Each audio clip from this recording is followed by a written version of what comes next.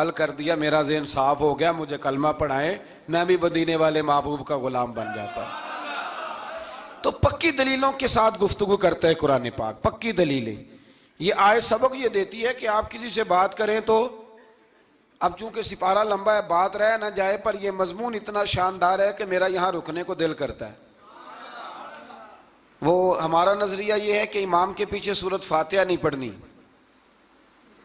اگرچہ جو پڑھتے ہیں اس پر کوئی سخت فتویٰ نہیں ہم دیتے، بعض آئمہ پڑھتے ہیں، لیکن سمجھانے کے لیے امام اعظم ابو حنیفہ رحمۃ اللہ علیہ کی رائے ہے کہ امام کے پیچھے سورۃ فاتحہ نہیں پڑھنی۔ ہمارے پاس دلیل ہے، قرآن کہتا ہے جب قرآن پڑھا جائے تو خاموشی سے سنو، اور حضور کا فرمان موجود ہے مصنف ابن ابی شیبہ میں کہ امام کی قرات ہی مقتدی کی قرات ہے۔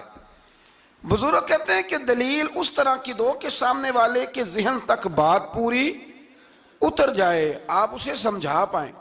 امام صاحب نے جب یہ بات ارشاد فرمائی تو کچھ لوگ آپ سے مناظرہ کرنے آ گئے، 15-20 لوگ تھے۔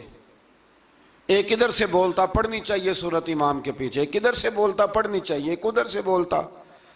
تو امام اعظم ابو حنیفہ فرمانے لگے تم سارے پڑھے لکھے لوگ ہو، یہ گفتگو کا طریقہ ہے؟ اس طرح بات کرتے ہیں کسی کے سامنے؟ میں اکیلا ہوں اور تم 15 لوگ ہو، کوئی ادھر سے بولتا ہے کوئی ادھر سے بولتا ہے، طریقہ کرو کوئی بات کا۔ وہ چپ کر گئے، کہنے لگے ویسے ٹھیک تو ہے، ہم تو غیر مہذب ہو گئے۔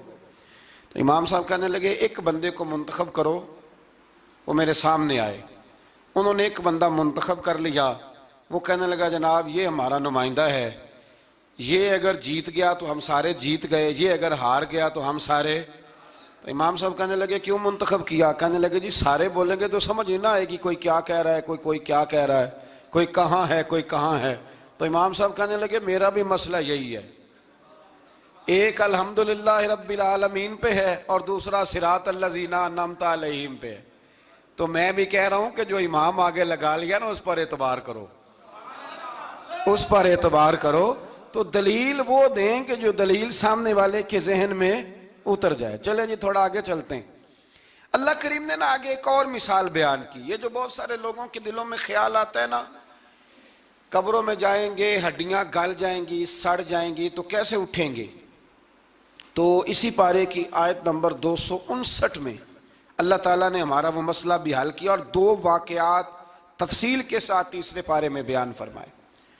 اللہ کریم فرماتے ہیں کہ کیا آپ نے اس شخص کو نہیں دیکھا کہ جو ایک ایسی بستی پر سے گزرا وَهِيَ خَاوِيَةٌ عَلَىٰ عُرُوشِهَا، جو اپنی چھتوں کے بل گری پڑی تھی، یعنی بستی تباہ ہو گئی تھی۔ وہ آدمی وہاں سے گزرا، وہ حضرت عزیر علیہ السلام تھے۔ بہت سارے مفسرین کے نزدیک بعض نے یہ لکھا ہے کہ چونکہ یہاں اللہ نے کسی کا ذکر نہیں کیا تو ہم بھی کسی کو مخصوص نہیں کرتے، لیکن کثیر کی تعداد یہ ہے کہ حضرت عزیر تھے۔ آپ گزرے ایک بستی میں تو آپ نے دیکھا کہ وہ بستی تباہ حال ہو گئی ہے اور زمین پلٹ دی گئی ہے، چھتوں کے اوپر لوگ مرے ہوئے پڑے ہیں۔ تو آپ کے دل میں خیال آیا کہ یا اللہ تو انہیں کیسے زندہ کرے گا بعد موتہا، مرنے کے بعد؟ خیال آیا، اللہ کریم نے نا انہی پہ موت طاری کر دی، حضرت عزیر علیہ السلام پہ۔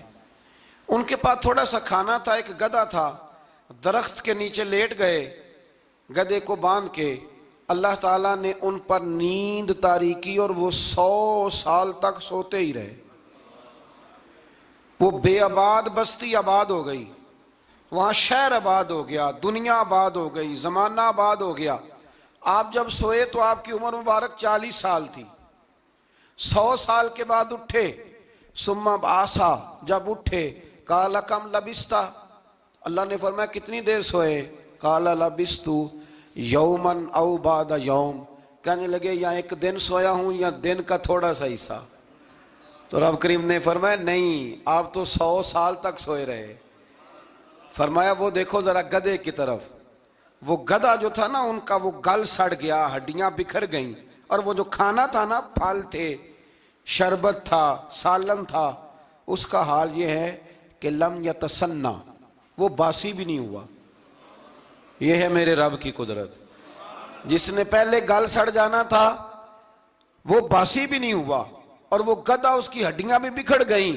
تو رب کریم نے فرمایا سمجھ آئی ہے میں مردے کیسے زندہ کروں گا؟ عرض کی یا اللہ ایسی سمجھ آئی ہے جو کبھی بھولے گی بھی نہیں۔ 100 سال تک سوئے رہے۔ یہ بڑا لطیف واقعہ ہے. حضرت عزیر علیہ السلام اٹھ کے نا تو اپنے گھر گئے تو کوئی پہچانتا ہی نہیں تھا. ایک بوڑھی اماں جس کی عمر بہت زیادہ ہو گئی تھی اس کو جا کے سلام لی تو آپ فرمانے لگے اس اماں سے یہ عزیر کا گھر ہے؟ تو اماں فرمانے لگی ہاں ہے تو عزیر کا، لیکن وہ تو 100 سال پہلے غائب ہوئے، دوبارہ آئے ہی نہیں. آپ فرمانے لگے اماں میں ہوں عزیر. اماں کہنے لگی کہ عزیر کی تو ہر دعا قبول ہوتی تھی، اگر آپ عزیر ہیں نا تو دعا کریں، میری ٹانگیں جواب دے گئی ہیں، آنکھوں سے نظر نہیں آتا، آپ دعا کریں، اگر آپ واقعی عزیر ہیں تو اللہ مجھے شفا دے دے گا.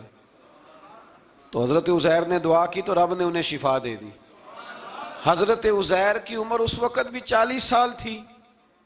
حضرت عزیر کی عمر جب گئے تب بھی، واپس آئے تو، اور حضرت عزیر کا بیٹا ان سے ملا تو اس کی عمر 118 سال تھی. پوتے بھی بوڑھے تھے. لوگوں نے حضرت عزیر علیہ السلام سے کہا یہ کیا ہے؟ فرمانے لگے یہ میرے اللہ کی قدرت ہے، یہ میرے رب کی قدرت ہے. آج بھی آپ دیکھ لیں کہ کچھ لوگوں کے بال ساری زندگی سفید نہیں ہوتے، اور کچھ 17 سال کے 16 سال کے نوجوان ہیں تو سارا سار ان کا سفید ہو جاتا ہے. علامات وہ آ جاتی ہیں جو بوڑھوں میں ہوتی ہیں. تو اللہ تبارک و تعالیٰ نے فرمایا کہ یہ ہماری قدرت ہے، اس طرح کر کے ہم مردوں کو زندہ کریں گے. جب مومن قبروں سے اٹھیں گے نا، مومن آنکھ کھلے گی تو کہیں گے سویرا ہو گیا، جیسے ابھی سوئے تھے نا، کہیں گے دن چڑھ گیا. تو اللہ فرمائے گے ہاں دن بھی چڑھ گیا ہے اور رب رسول کے دیدار کا نظارہ بھی تمہیں دیا جائے گا. اٹھو بڑی شاندار صبح ہوئی ہے. اور کافر جب اٹھے گا تو کہے گا اوہو اب میرے لیے کیا نئی سزا ہے. تو اس سے بالکل آگے متصل حضرت ابراہیم علیہ السلام کا وہ واقعہ اسی پارے میں ذکر کیا گیا ہے. جب حضرت ابراہیم علیہ السلام نے کہا تھا کہ اے اللہ مجھے دکھا تو مردے کیسے زندہ کرے گا، تو رب کریم نے فرمایا یقین نہیں. عرض کی یا اللہ اطمینان قلبی کے لیے. ایک علم الیقین ہوتا ہے، ایک عین الیقین ہوتا ہے، ایک حق الیقین ہوتا ہے. کہ یا اللہ میں اطمینان قلبی کے لیے. تو اللہ نے فرمایا 4 پرندے لے لو. حضرت ابراہیم علیہ السلام نے 4 پرندے لیے. کچھ نے لکھا ہے کوا تھا، مور تھا، مرغی تھی، کبوتر تھا، مختلف نام آئے. وہ 4 پرندے لیے، پھر ان کو ذبح کیا، پھر ان کا قیمہ بنایا، پھر گوشت ایک دوسرے میں مکس کیا، پھر 4 مختلف پہاڑیوں پہ رکھا. اللہ نے فرمایا مکس ہو گئے نا آپس میں، اب تم آواز دو. حضرت ابراہیم نے آواز دی اور رب نے زندگی دی. اور وہ پرندے اپنی ٹانگوں پر چلتے ہوئے حضرت ابراہیم کے پاس آ کے کھڑے ہوئے. تو فرمایا ابراہیم جس طرح ان کو زندہ کیا نا، اسی طرح پھر قبروں سے میں ہڈیاں بھی زندہ کر کے نکال دوں گا. میں ایک فلسفی کو پڑھ رہا تھا. یہ ہمارے جدید دور کے فلسفی بڑے عجیب باتیں کرتے ہیں. وہ کہتے ہیں جی ہوا ایسی چلتی ہے کہ انسان قبر میں ہوتا ہے تو ہڈیاں گل سڑ جاتی ہیں تو کوئی بھی نہیں بچتا. اور پھر آپ کہتے ہیں کہ کچھ کو عذاب ہوتا ہے کچھ کو ثواب ہوتا ہے. تو قبر کے اندر جب مردے چلے گئے تو آپ یہ بھی کہتے ہیں بعض لوگ کہ ایک قبر سے 70 اٹھیں گے تو ایک کو عذاب ہو رہا ہے ایک کو ثواب ہو رہا ہے. یہ کیا ماجرا ہے؟ ہمارے بزرگوں نے جواب دیا ہے. ہمارے بزرگوں نے یہ جواب دیا ہے کہ یہ ہوائیں، یہ فضائیں، یہ ساری اللہ کی قدرت ہے. ہر آدمی کو ٹھنڈ لگ جاتی ہے سردیوں کے موسم میں. میں نے کچھ ایسے بندے دیکھے ہیں، بلکہ کوئی مجھے کہے گا تو میں دکھا دوں گا، ساری سردیاں سویٹر نہیں پہنتے، پھر فوت ہو جاتے ہیں. اور کئیوں نے 6 پہنے ہوتے ہیں، پھر بھی دانت کے ساتھ دانت بج رہا ہوتا ہے. وہ کہتے ہیں توبہ توبہ بڑی ٹھنڈ ہے. یہ بھائی آب و ہوا ایک ہی ہے، لیکن وجود کے اثر قبول کرنے کے معاملات بھی اور ہی ہیں. یہی معاملہ قبر میں ہوگا. دیکھیں نا حضرت عزیر علیہ السلام کے گدھے نے بھی آب و ہوا لکھی اور کھانے نے بھی. تو گدھا گل سڑ گیا پر کھانا گلا سڑا. دوسری بات یہ کہ قبر میں بندے اکٹھے ہیں تو کسی کو عذاب تو کسی کو ثواب. تو امام جلال الدین سیوطی رحمۃ اللہ علیہ فرماتے ہیں 2 بھائی اگر ایک پلنگ پہ سوئے ہوں تو ایک خواب میں لاہور ہوتا ہے دوسرا پشاور ہوتا ہے. سوئے کہاں ہوتے ہیں؟ اکٹھے ایک پلنگ پہ. وہ ایک کہتا ہے میں رات کو لاہور تھا اور دوسرا کہتا ہے نہیں تو غلط کہہ رہا ہے میں تو پشاور تھا. تو ہوتے کہاں ہیں؟ تو اگر ایک جگہ پہ آپ موجود ہیں اور اللہ تبارک و تعالیٰ نے آپ کو روحانی طور پر کہیں کا کہیں پہنچا دیا ہے تو اسی طرح قبروں میں بھی اگر کسی کو عذاب ہوگا تو ہو ہی جائے گا، اللہ معاف کرے، اور اگر کسی پہ رحمت ہوگی تو وہ بھی انشاءاللہ ہو ہی جائے گی۔ تھوڑا سا آگے بڑھتے ہیں۔ پھر اللہ تبارک و تعالیٰ نے نا اپنی راہ میں خرچ کرنے کی بات ارشاد فرمائی، فرمایا اگر تم میری راہ میں خرچ کرو گے تو میں تمہیں 700 گنا کر کے واپس کروں گا۔ اللہ کی راہ میں خرچ کریں گے تو کتنا ملے گا؟ یہاں بھی معاملہ یقین کرنے کا ہے۔ قوم کو یقین آ جانا کہ ڈبل ہو جائیں گے تو ساری قوم لٹ جاتی ہے۔ اگر اتنا یقین ہو جائے نا ڈبل ہو جائیں گے تو لٹ جاتی ہے، تو اگر یہ بھی یقین ہو جائے نا کہ 700 گنا ہو جائیں گے تو پھر بھی میرا خیال یہ ہے کہ قوم لٹنے کو تیار ہو سکتی ہے، لیکن وہاں لٹ کے برباد ہوتے ہیں۔ رب رسول کے رستے میں لٹیں گے تو آنے والی نسلوں کو بھی اللہ آباد فرما دے گا، اللہ آباد کر دے گا آنے والی نسلوں کو۔ تو میرے دوستو تھوڑا سا آگے جب ہم اس پارے میں چلتے ہیں تو اللہ تبارک و تعالیٰ نے 2 باتیں ارشاد فرمائیں۔ ایک تو ارشاد فرمایا کہ شیطان تمہیں نا 2 چیزوں کے بارے میں اکثر ورگلاتا ہے۔ ایک تمہیں کہتا ہے کہ کنجوسی کرو، فقر تنگ دستی ہو جائے گی اگر خرچ کرو گے، اور دوسرا تمہیں کہتا ہے بے حیائی کرو۔ اللہ نے فرمایا یہ 2 کام تم نے کرنے نہیں، نہ تم نے بخل کرنا ہے اور نہ تم نے بے حیائی کرنی ہے۔ اور پھر آگے جا کے ارشاد فرمایا کہ دانائی بڑی حکمت ہے، عقل مندی بڑی حکمت ہے، زندگی دانائی سے گزارو۔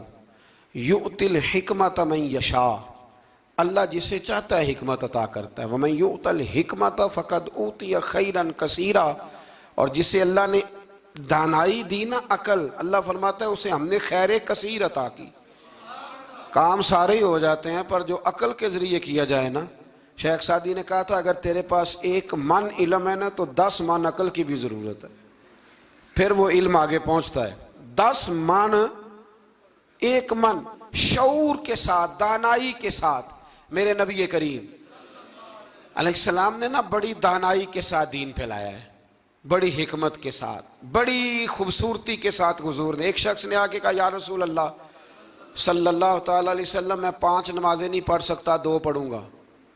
تو صحابہ کہتے ہیں ہمارے دل میں خیال آیا کیسے اجازت ملے گی، نماز تو فرض عین ہے، ہر نماز کی ہر رکعت کا ہر سجدہ فرض ہے، اور یہ پوری 3 نمازوں کی چھٹی مانگ رہا ہے۔ لیکن حضور نے حکمت سے دین پھیلایا، دانائی سے۔ مسند امام احمد بن حنبل میں موجود ہے، حضور نے فرمایا اگر 2 نمازیں پڑھو گے 3 نہ پڑھو گے تو کلمہ تو پڑھ لو گے نا دل سے۔ حضور پڑھ لوں گا، فرمایا چل تو 2 ہی پڑھ لینا، کلمہ پڑھ صحیح۔ حضرت ابو ہریرہ کہتے ہیں اس نے 3 نمازوں کی چھٹی کی شرط پر کلمہ پڑھا، ابھی پورا ہفتہ نہیں ہوا تھا کہ اس نے 5 نمازیں کیا تہجد بھی شروع کر دی۔ اس شخص نے پھر اشراق اور چاشت بھی پڑھی، وہ ساری رات مصلی پہ بھی بیٹھا۔ لہٰذا دانائی کے ساتھ، گھر بھی آپ کا حکمت سے چلے گا، دانائی سے چلے گا، دکان بھی آپ کی حکمت اور دانائی سے چلے گی۔ تو مسلمان اس کو نہیں کہتے جو جذباتی ہو جائے، جو فٹافٹ مرانے پہ اتر آئے، اس کو کہتے ہیں جو بڑی دانائی کے ساتھ، حکمت کے ساتھ چیزوں کو لے کے آگے بڑھتا ہے۔ پھر اللہ تبارک و تعالیٰ نے نا 5ویں سے 6ٹھے رکوع میں سود کی حرمت بیان کی، اور اللہ کریم نے فرمایا کہ یہ جو لوگ کہتے ہیں نا کہ سود بھی تجارت کی طرح ہی ہے، یہ بھی تو کاروبار ہی ہے، فرمایا قیامت کے دن یہ اس طرح کھڑے کیے جائیں گے جس طرح کسی کو شیطان چھو لینا، شیطان چھوتا ہے تو وہ آدمی یوں ہو جاتا ہے جیسے پاگل ہو گیا ہے،